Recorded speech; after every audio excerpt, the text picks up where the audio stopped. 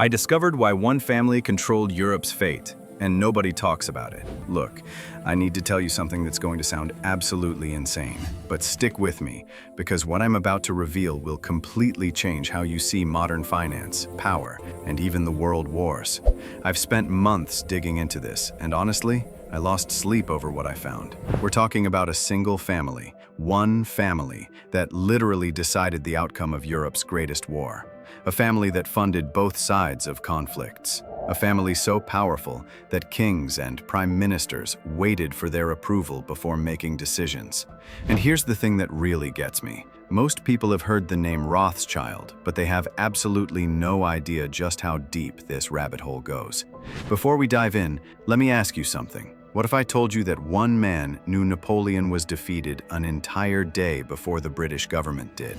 And what if I told you he used that information to make a fortune that would reshake the entire global economy? Stay with me, this gets wild. So our story starts in 1744, in one of the most oppressive places you can imagine. Picture this, Frankfurt's Jewish quarter, the Judengasse. This wasn't just a neighborhood, this was essentially an open-air prison. Over 3,000 Jewish people crammed into a single narrow lane.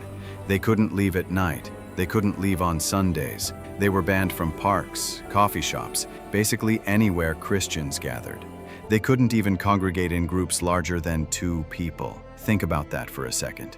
You literally couldn't have a family dinner without breaking the law. This is where Meyer Amschel Rothschild was born. And here's where the story takes its first crazy turn. Meyer was supposed to become a rabbi. That was the plan. That was what his family wanted. But then his parents died unexpectedly. And suddenly this young man who was destined for religious studies found himself working as an apprentice in a banking house. And this is what I find absolutely fascinating. Sometimes, the biggest empires in history are built on accidents. One tragic event completely altered the course of European history. At this banking house, Meyer became obsessed with rare coins, ancient Roman, Persian, Byzantine currencies, and he realized something crucial. Europe's elite were absolutely crazy about these collectibles. Fast forward a bit, and Meyer catches the attention of Crown Prince Wilhelm of Hesse. The prince is so impressed that he makes Meyer a court factor, basically a financial advisor to nobility. This was huge. This was a Jewish man from the ghetto suddenly having direct access to European royalty. But here's where Meyer's genius really shows. He doesn't just build a business, he builds a strategy that's honestly brilliant when you think about it. He sends his 5 sons to 5 different European cities: London, Paris, Vienna, Naples, and Frankfurt. And he gives them 2 instructions that sound almost comical today. First, do business with ruling families. Second, have as many sons as possible to continue the business. But think about what he's really doing here. He's creating the world's first truly international bank. He's diversifying risk across borders. He's building a network that can't be destroyed by any single government or economic collapse. This is portfolio diversification on a scale nobody had ever attempted before. Now here's where things get controversial, and this is the part that still sparks heated debates today. The Napoleonic Wars break out. Europe is tearing itself apart. And the Rothschilds? They're funding both sides. Jacob Rothschild in Paris is giving money to Napoleon. Nathan Rothschild in London is financing the British forces under Wellington. Let that sink in for a moment. One family funding both sides of the war that would determine the future of an entire continent. Now, some people call this treasonous, some call it brilliant business, but here's what really happened, and this is where it gets even more insane. As the war progressed, the Rothschilds realized Britain winning would be more profitable.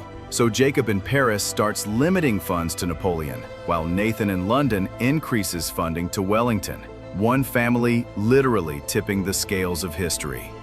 But Nathan Rothschild wasn't done yet. This is the part that sounds like a movie. Early in the war, Napoleon was winning battles, and this caused panic in London. British government bonds crashed, and Nathan?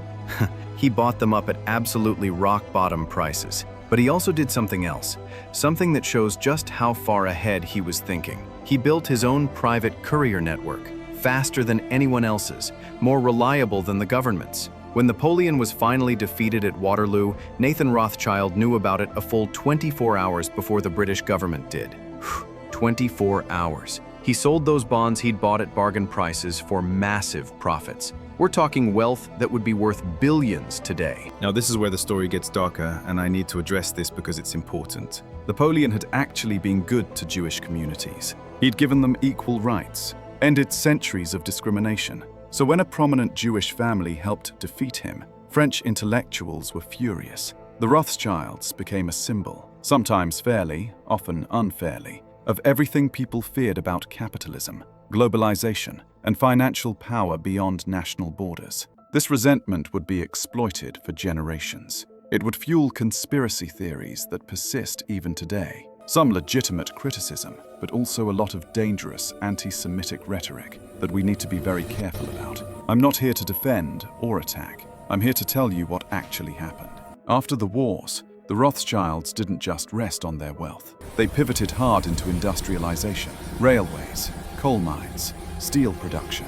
They became major investors in the Industrial Revolution itself. Nathan's son secured something absolutely insane, a near monopoly on mercury mines in Spain. And mercury was essential for refining gold and silver. They also got the contract to refine precious metals for the Bank of England and the Royal Mint. Think about that. A family that started in Frankfurt's Jewish quarter was now literally controlling Britain's money supply. The quote I mentioned earlier, "The man who controls Britain's money supply controls the British Empire, and I control the British money supply," that's attributed to Nathan Rothschild. Whether he actually said it, we don't know for certain, but the sentiment? Absolutely accurate. The family's influence spread everywhere. They helped France recover after losing to Prussia in 1871 with massive loans. They helped Britain acquire controlling interest in the Suez Canal, which transformed global trade routes and British imperial power. They funded Cecil Rhodes in Africa, which led to the diamond monopoly of De Beers, a company the Rothschilds controlled major shares in. They even helped finance John D. Rockefeller's early oil ventures through their stake in National City Bank of Cleveland. One family, connecting all these dots across continents and industries.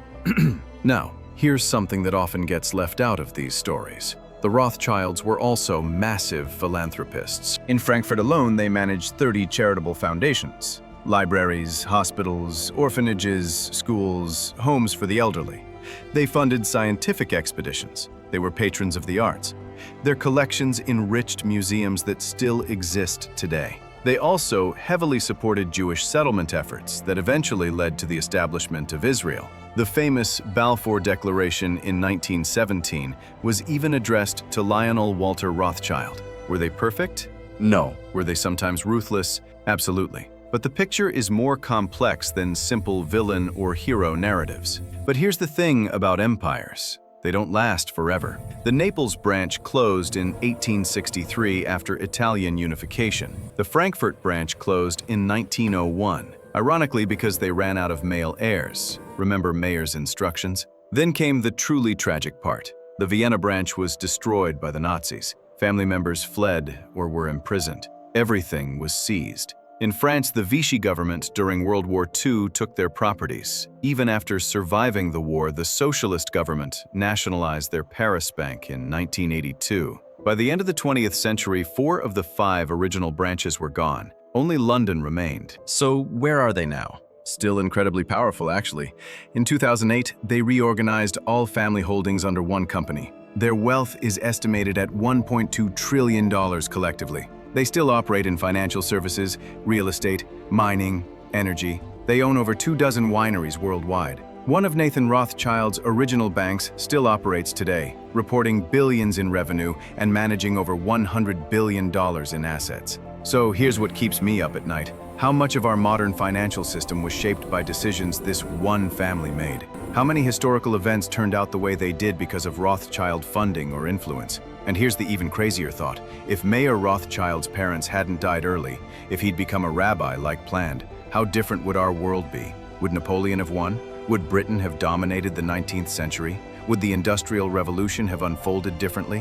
One family, one unexpected tragedy, and the entire course of modern history potentially altered. That's the power of being in the right place at the right time with the right knowledge, and the willingness to act on it, even when it's controversial. What do you think? Were the Rothschilds brilliant visionaries who helped build the modern world? Or were they opportunists who manipulated conflicts for profit? Or maybe, like most of history, it's more complicated than either extreme. Let me know in the comments what you think about this story. And if you found this as mind-blowing as I did while researching it, you know what to do.